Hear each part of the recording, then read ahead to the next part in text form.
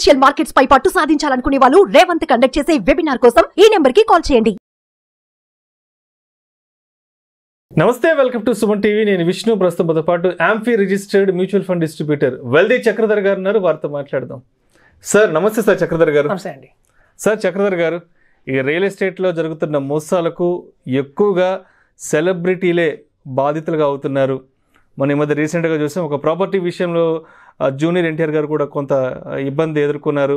And ఇప్పుడు లేటెస్ట్గా ప్రముఖ సినీ నటులు జగపతి బాబు గారు రియల్ ఎస్టేట్లో జరుగుతున్న మోసాలకు సంబంధించి ఆయన పడ్డ ఇబ్బందుల గురించి మీడియా వేదికగా కూడా ఆయన ఆవేదన వ్యక్తం చేశారు. అండ్ మొన్న ఈ మధ్య రాజకీయ నాయకులు మల్లారెడ్డి గారికి సంబంధించి కూడా ఒక ఇష్యూ రావడం జరిగింది. అంతకుముందు భారత మాజీ క్రికెటర్ యువరాజ్ సింగ్ కూడా తానుకున్న ఫ్లాటు సరైన నాణ్యతా ప్రమాణాలు లేవంటూ కూడా ఆయా నిర్మాణ సంస్థలకు సంబంధించి ఆయన కూడా కొన్ని నోటీసులు ఇవ్వడం జరిగింది. ఏంటి అసలు, అంటే మనం ఈ సినారియోలో పర్టికులర్గా అసలు జగపతి బాబు గారి విషయంలో ఏం జరిగింది, అసలు ఎందుకు ఆయన మీడియా వేదికగా రావడం జరిగిందంటారు? అసలు భూమి మోసం చేయదు, అంతవరకు టైటిల్ కరెక్టే. దాని ఎక్స్టెన్షన్ ఏంటంటే భూమి అమ్మేవాడు మోసం చేస్తే, భూమిని నమ్ముకున్నాడు ఎవడు మోసపోలేదు, బట్ ఆ భూమిని అమ్మేవాడు ఇక్కడ మోసం చేస్తున్నాడు. అది సహజంగా ఉంటాయండి. ఎప్పుడు చూడండి, భూమిని అమ్మేవాడే మోసం చేస్తాడు. మనం చూస్తే సివిల్ కేసెస్ ఉంటాయి కోర్టులో. మీరు ఏ కోర్టుకైనా వెళ్ళండి, సివిల్ కేసెస్ ఒక 100 ఉంటే అందులో 80% ఈ భూమికి సంబంధించిన తగాదాలే ఉంటాయి. డబుల్ రిజిస్ట్రేషన్స్ అని, సరైన ప్రామాణికలు పాటించట్లేదని. సో ఇట్లాంటి వాటన్నిటిని చెక్ పెడుతూనే మన సెంట్రల్ గవర్నమెంట్ రేరా అనే చట్టం తీసుకొచ్చింది. రియల్ ఎస్టేట్ రెగ్యులేటరీ అథారిటీ 2016లో ఫామ్ చేసింది. సో ముఖ్య ఉద్దేశం ఏంటంటే ఇట్లాంటి ప్రాబ్లమ్స్ రాకుండా ఉండడానికే రేరా అనేది వచ్చింది. సో ఈ 2016 నుంచి కూడా ఈ రేరా అనేవాళ్ళు చాలా తీసుకొచ్చారంటే జాగ్రత్తలు కంట్రోల్ చేస్తున్నారు, స్ట్రీమ్లైన్ చేస్తున్నారు, ట్రాన్స్పరెన్సీ ఉంటుంది. ఆ రేరా అనేది ప్రతి స్టేట్లోనూ ఉంది. మొత్తం మన 21 స్టేట్స్లో కూడా మనకి రేరా అనేది ఉంది. సో ప్రతి ఒక్క స్టేట్కి రేరాని పెట్టి వాళ్ళు కంట్రోల్ చేయడము, ఏదైనా మనం కన్స్ట్రక్షన్ చేయాలి అంటే ముందుకు వాళ్ళ దగ్గర అప్రూవల్స్ తెచ్చుకోవటము, బిల్డర్ అనేది చాలా పెట్టింది. సో ఇందులో ముఖ్యంగా రేరా చూసేది ఏంటి అంటే, ఇప్పుడు చూడండి, ఒక కన్స్ట్రక్టర్ బిల్డర్ ఎవరన్నా దగ్గర వాళ్ళని అప్రోచ్ అయితే వాళ్ళకి మినిమంగా 5-6 ఏళ్ల నుంచి అనుభవం ఉండాలి. ఆ రంగంలో అనుభవం ఉన్న వాళ్ళకే రేరా ఫస్ట్ అప్రూవల్ ఇస్తుంది. సో రేరా దగ్గర వాళ్ళు చాలా డాక్యుమెంట్స్ సబ్మిట్ చేయాల్సి ఉంటుంది. లింక్ డాక్యుమెంట్స్ కావచ్చు, ఎంకంబరెన్స్ సర్టిఫికేట్ కావచ్చు, ఇట్లాంటివన్నీ కూడా సంబంధిత డాక్యుమెంట్స్ సబ్మిట్ చేయాలి. అయితే రేరా తీసుకుంటే ముఖ్యది ఏంటంటే ఒక అకౌంట్ క్రియేట్ చేస్తుంది, ఒక బ్యాంక్ అకౌంట్ క్రియేట్ చేస్తుంది. బిల్డర్ వాళ్ళు కానివ్వండి, వెంచర్లు వేసే వాళ్ళు కానివ్వండి, తీసుకొచ్చిన అమౌంట్ మొత్తం కూడా ఆ బ్యాంక్ అకౌంట్లోనే డిపాజిట్ చేయాలి.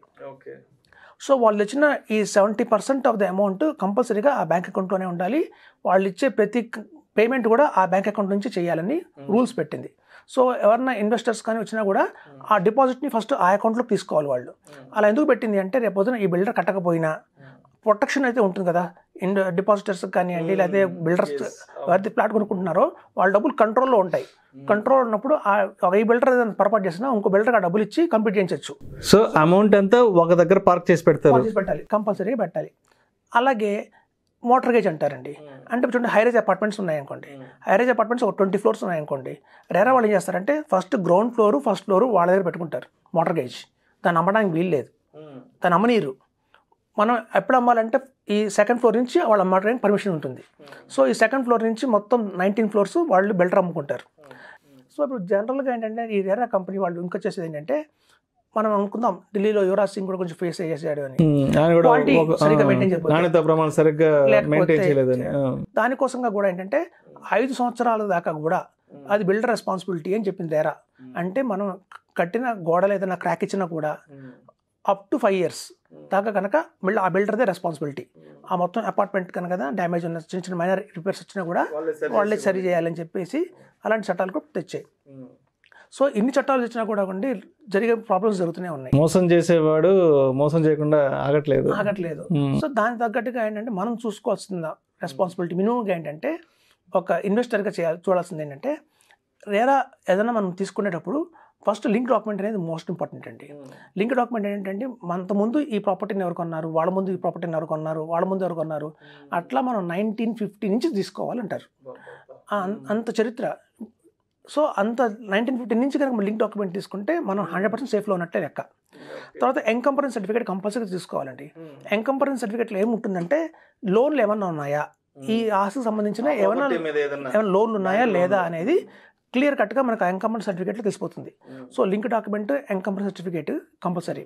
తర్వాత ఒకవేళ ఒక తండ్రి మరణించినప్పుడు ఆ వైఫ్ దాన్ని అమ్ముతున్నప్పుడు వాళ్ళ పిల్లలందరూ కూడా సంతకాలు పెట్టాలి. సో లీగల్ హెయిర్ సర్టిఫికేట్ ఉంటుంది. సో ఆ లీగల్ హెయిర్ సర్టిఫికేట్ కూడా ఉందా లేదా, సో ఇవన్నీ కూడా మనం క్లియర్గా చూసుకునేటప్పుడే మనం ల్యాండ్ ముందుకు వెళ్ళాలండి. ఒక బిల్డింగ్ కానీ ఒక అపార్ట్మెంట్ కానీ కొనే ముందు. ఇంత జరిగినా కూడా కొన్ని ప్రాబ్లమ్స్ వస్తూనే ఉంటాయి. సో ఇప్పుడు చూడండి, ప్రతి ఒక్క బిల్డింగ్కి రేరా నెంబర్ ఇస్తుందన్నమాట. ఆ రేరా నెంబర్ కొడితే ఆ మొత్తం తాలూకు సంబంధించిన ఇన్ఫర్మేషన్ అంతా అందులో పెట్టుబడి ఉంటుంది. ఇప్పుడు చూడండి, ఫర్ ఎగ్జాంపుల్ చెప్తాను, మనం తెలంగాణలో ఏదైనా ఒక ఫ్లాట్ కొందాం అనుకున్నాము, అది ముందు మనం చెక్ చేసుకోవచ్చు. ఆ బిల్డింగ్ బ్రోచర్ ఇచ్చేటప్పుడే ఆ బ్రోచర్ మీద క్లియర్గా మెన్షన్ చేస్తారు, రేరా నెంబర్ మెన్షన్ చేస్తారు. ఈవెన్ ఓడింగ్స్లో కూడా ఆ రేరా నెంబర్, ఆ పర్టికులర్ ప్రాజెక్ట్కి రేరా నెంబరు మెన్షన్ చేస్తారు. సో ఆ మెన్షన్ తీసిన ఆ నెంబర్ని మనం rera.telangana.gov.in అనే వెబ్సైట్కి వెళ్ళాలండి. అదే ఏపీలో అయితే rera.ap.gov.in ఆ వెబ్సైట్లోకి వెళ్ళాలి. ఆ వెబ్సైట్లోకి వెళ్ళి ఆ పట్ల రేరా నెంబర్ మనం ఎంటర్ చేస్తే ఆ అపార్ట్మెంట్ కడుతున్న బిల్డర్ ఎవరు, ఆయన గతంలో ఉన్న ఎక్స్పీరియన్స్ ఏంటి, ఇప్పుడు దాని ప్రెసెంట్ స్టేటస్ ఏంటి, ఎంత కట్టారు, ఎంతవరకు అప్రూవల్స్ పెండింగ్లో ఉన్నాయా, కంప్లీట్ అయ్యాయా అనే క్లియర్ ఇన్ఫర్మేషన్ అయితే వస్తుందండి. సో ఇట్లాంటివన్నీ జాగ్రత్తలు తీసుకుని తదుపరిగా మనం కొనమని చెప్తున్నాం. అందరికీ నమస్కారం. రియల్ ఎస్టేట్ ఈ మధ్య మోసాలు జరుగుతున్నాయి అనేది అందరికీ తెలుసు. సీఎం రేవంత్ రెడ్డి గారు కూడా చెప్పారు. రీసెంట్గా నేను ఒక యాడ్ చేశాను, నన్ను మోసం చేశారు, చెక్ కూడా డిజానర్ చేశారు. చెక్ రాగానే పోస్ట్లో అది కూడా పోస్ట్ చేసి వాళ్ళ వివరాలు మీకు చెప్తాను. ఏదైనా రేరా పర్మిషన్స్ అన్ని చూసుకుని జాగ్రత్తగా ఉంటాను. Thank you. అయితే ఇక్కడ పర్టికులర్గా ఈ సినారియోలో అంటే జగపతి బాబు గారికి సంబంధించి అసలు వచ్చిన ఇబ్బంది ఏంటి, ఆయన ఎందుకు సోషల్ మీడియా వేదికగా కూడా ఆయన పడ్డ ఇబ్బందిని షేర్ చేసుకోవడం జరిగింది, ఆయన విషయంలో పలానా రియల్ ఎస్టేట్ కంపెనీ వాళ్ళు ఏం చేశారు, అసలు ఏం జరిగింది అసలు? ఇప్పుడు జనరల్గా ఎందుకంటే సెలబ్రిటీని పెట్టుకుంటారు వీళ్ళు ఏదైనా అడ్వర్టైజ్మెంట్ ఇవ్వడానికి, బ్రాండింగ్ కోసం. అంటే చాలా మంది ఆయనను చూసి వెళ్తారు. ఒక పర్టికులర్ నమ్మకమైన సంస్థ, ఇంత పెద్ద యాక్టర్ మనకి భరోసాగా చెప్తున్నారు అని. సో మనం ఆయన ఫేస్ చూసి ఆయన చెప్పిన యాడ్ చెప్పారు కానీ చెప్పి కొనేవాళ్ళు చాలా మంది ఉంటారు, ఆయన ఫాలోవర్స్ చాలా మంది ఉంటారు. సో ఆయన ఉద్దేశం ఏంటంటే, నేను మోసపోయాను, నాకు ఇచ్చిన చెక్ వాళ్ళు ఇంకా ఎన్కాష్ చేసుకోలేకపోయాను, డిజానర్ అయింది, సో నన్నే మోసం చేశారు కాబట్టి వాళ్ళు కన్స్ట్రక్ట్ చేస్తున్న ల్యాండ్ కూడా ఏదైనా లిటిగేషన్ ఉంటుందేమో, నన్ను చూసి కొనకండి, నేను చెప్పానని చెప్పి కొనకండి ఆయన ఒక మంచి క్లియర్గా మెన్షన్ చేశారండి. సెలబ్రిటీస్ చెప్పాం కదా అని చెప్పి మీరు కొనకండి, రేరాని చూడండి. మీరు మాకంటే కూడా మీరు ముఖ్యంగా ఇంపార్టెన్స్ ఇవ్వాల్సింది రేరాకి. ఎందుకంటే మేము ఇస్తాము, ఒక యాడ్ చూస్తాము, ఏదో రెమ్యునరేషన్ తీసుకుంటాము, చెప్తాము, తర్వాత దానికి సంబంధించిన డాక్యుమెంట్స్ అన్ని క్లియర్గా ఉన్నాయా లేదా అని చూసేది రేరా. కాబట్టి మా మీద పెట్టుకోకండి, మెయిన్గా మీరు రేరా కూడా చెక్ చేసుకోండి, క్రాస్ చెక్ చేసుకోమని చెప్తున్నారు ఆయన సోషల్ మీడియాలో. నేను చూశానండి, చాలా వాటిలో స్పెసిఫిక్గా చెప్పింది అదే, యాడ్ ఇచ్చామని కాదు, రేరా కూడా ఉందో లేదో ఫాలో చేసుకోండి బాగా, ఆ రేరాలో క్లియర్గా ఉంటే మటుకు ప్రొసీడ్ అవ్వండి అని చెప్తున్నారు. అయితే ఇక్కడ ప్రధానంగా చెక్ విషయంగా కొంత ఇబ్బంది ఫేస్ చేయడం జరిగిందంటూ కూడా చెప్తున్నారు. ఏంటి అంటే, వాళ్ళు ఇచ్చిన చెక్ బౌన్స్ అవ్వడం వల్ల ఇదంతా జరిగింది. ఒక ప్రామిస్ అండి, ఎప్పుడైనా సరే మనం చెక్ ఇచ్చాము అంటే ఏంటంటే మేము ప్రామిస్ చేసినట్టే. సో నేను ఆఫ్టర్ చెక్కి నేను ప్రామిస్ చేయలేకపోతుంటే రేపు నా దగ్గర పెట్టుబడి ఇన్వెస్టర్స్కి నేను ఏం ప్రామిస్ నిలబెట్టుకుంటాను, ఇన్ టైంలో నేను అది కన్స్ట్రక్షన్ చేసి ఇస్తానా లేదా, చెప్పిన క్వాలిటీ ఇస్తానా లేదా అని ప్రామిస్ వాళ్ళు బ్రేక్ చేసే అవకాశం చాలా ఉంది కదా అని ఆయన థాట్. అంటే ఒక సెలబ్రిటీ స్థాయిలో ఉన్న తనను కూడా మోసం చేశారు, బట్ అది ఇంకా సామాన్యులు ఇక్కడ ఇంకా మోసపడంగా ఇక్కడ ఇంకా ఈజీ అవకాశం ఉందంటూ కూడా. సో ఏదైతే వాళ్ళు చేస్తున్న యాడ్స్ ఏవైతే ఉన్నాయో అడ్వర్టైజ్మెంట్స్, సో మమ్మల్ని చూసి కొనకండి, రేరా నిబంధనలు ఏవైతే ఉన్నాయో ఇవన్నీ క్లియర్ కట్గా తెలుసుకొని మీరు ప్రాపర్టీస్ కొనట్టు కూడా ఆయన చెప్పారనమాట. ఓకే, యాక్చువల్గా ఏంటంటే అప్రూవల్స్ కూడా చాలా మెయిన్ ఇంపార్టెంట్ అండి. ఇందులో కొన్ని అప్రూవల్స్ హెచ్ఎండిఏ ఉంటాయి, కొన్నేమో డిటిడిసి ఉంటాయి, కొన్నేమో మన రేరాతో పాటు అడాటివ్గా చాలా ఉంటాయి. సో ఈ హెచ్ఎండిఏ లేఅవుట్లో ఉన్నవి హెచ్ఎండిఏ అప్రూవల్స్ ఉన్నాయి లేదా, జిహెచ్ఎంసీలో ఉన్నవి జిహెచ్ఎంసీలో లేఅవుట్లో ఉన్న పర్మిషన్స్లో ఉన్నాయా లేవా, ఎందుకంటే డ్రైనేజ్, మున్సిపాలిటీ, వాటర్, ఫైర్. ఇప్పుడు చూడండి, ఒక వెంచర్ వేసేయాలన్నా, ఒక హైరేజ్ అపార్ట్మెంట్ కొట్టాలన్నా కూడా వాళ్ళు చాలా దగ్గర నుంచి పర్మిషన్ తెచ్చుకోవాలి, నో అబ్జెక్షన్ సర్టిఫికేట్ తెచ్చుకోవాలి. ఈవెన్ ఇప్పుడు చూడండి, ఫైర్ అథారిటీ నుంచి పర్మిషన్ తెచ్చుకోవాలి. అలాగే ఈ ఎన్విరాన్మెంటల్ అంటారు, అంటే ఈ గ్రీనరీని నేనేం పాడు చేయట్లేదు, నా వల్ల సీవేజ్ ఎలా చేస్తున్నాను నేను, అదంతా కూడా చాలా కఠినమైన మంచి సర్టిఫికేట్ అండి, వాళ్ళు సర్టిఫికేట్ చేయాలి. సో ఎన్విరాన్మెంటల్ నుంచి కూడా సర్టిఫికేట్ తెచ్చుకోవాలి. అలాగే మనకి ఏంటంటే ఈ నల్లా కన్వెన్షన్ అంటారు, అది కూడా చాలా ప్రాపర్గా ఉండాలి. చూడండి చాలామంది ఫామ్ ల్యాండ్స్ ఉంటాయి, ఆ ఫామ్ ల్యాండ్స్నే మన రెసిడెన్షియల్ లేఅవుట్స్గా మారుస్తారు, దాన్ని నల్లా కన్వెన్షన్ అంటారు. ఆ పర్టికులర్గా లేకపోతే మాత్రం మళ్ళీ ఫామ్ ఎప్పుడు చూడండి రెసిడెన్షియల్ ఏరియాలో చేయకూడదు. ఫామ్ ల్యాండ్ రెసిడెన్షియల్ ల్యాండే. ఇక్కడ చాలా హైదరాబాద్లో జరుగుతుంది ఏంటంటే ఫామ్ ల్యాండ్ కూడా వాళ్ళు స్క్వేర్ యార్డ్స్ కింద మార్చి అమ్మేస్తున్నారు. సో పక్కగా అది కన్వర్ట్ అయిందా లేదా, రేపు ఫ్యూచర్లో మీకు ఇబ్బంది పడకుండా ఉంటారని ఆ నల్లా కన్వర్షన్ సర్టిఫికేట్ కూడా చూసుకోవాలి, ఉందా లేదా అథారిటీ నుంచి. అలాగే ఏరోనాటిక్ అథారిటీ, ఇప్పుడు ఎయిర్ ఇండియా నుంచి కూడా వాళ్ళ పర్మిషన్ రావాలి.